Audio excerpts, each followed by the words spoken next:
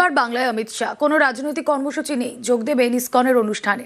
কৌশলে কি হিন্দুত্বের শান দেওয়ার চেষ্টা?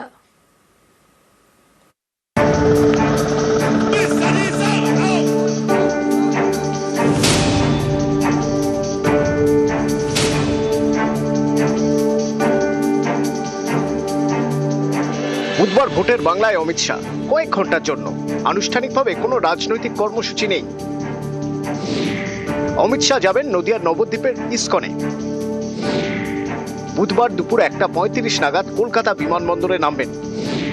সেখান থেকে হেলিকপ্টারে মায়াপুর। দুপুর 2:25 থেকে বিকেল 4:25 পর্যন্ত থাকবেন ইসকনে। গৌড়ীয় মঠের প্রতিষ্ঠাতা ভক্তি সিদ্ধান্ত সরস্বতী গোস্বামী মহারাজের 152তম আবির্ভাব দিবস উপলক্ষে অনুষ্ঠান। এই অনুষ্ঠানে প্রধান অতিথি কেন্দ্রীয় স্বরাষ্ট্রমন্ত্রী। গৌড়ীয় বৈষ্ণব সমাজের প্রতিনিধিদের নিয়ে সম্মেলনে অমিত শাহের বক্তৃতা দেওয়ার কথা। বুধবারই তিনি দিল্লি ফিরে যাবেন।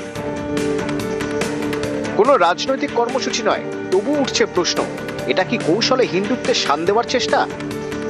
মায়াপুর ইস্কন মন্দির বিশ্ববিখ্যাত মন্দির তৈরি হচ্ছে। তারা চান যে একবার মাননীয় অমিত শাহ ওখানে যান। এর অনেক বছর আগের থেকে ওনারা আগ্রহ করেছেন আসার জন্য, কিন্তু মাননীয় অমিত শাহ সময় দিতে পারেননি বলে এবারে একবার যাওয়ার চেষ্টা করবেন উনি ওখানে। তো দর্শনীয় স্থান, প্রত্যেকের যাওয়া উচিত। বিজেপি হিন্দুত্ব বলতে লজ্জা পায় না, কারণ হিন্দুদের দেশ, হিন্দু কালচার এখানকার, লাইফস্টাইল এখানকার হিন্দু। ফালতু সেকুলারিজম দেখাই না, আমরা হিন্দু জীবন পদ্ধতি, হিন্দু আইডিওলজিতে বিশ্বাস করি। দিলীপ ঘোষদের বড় বড় কথার অমিত শাহ নতুন আসছেন, মঙ্গল গ্রহ থেকে আসছেন।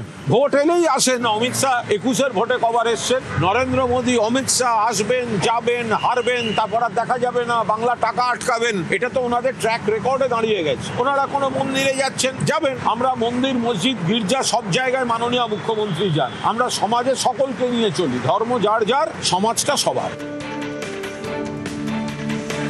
নিউজ 18 বাংলা।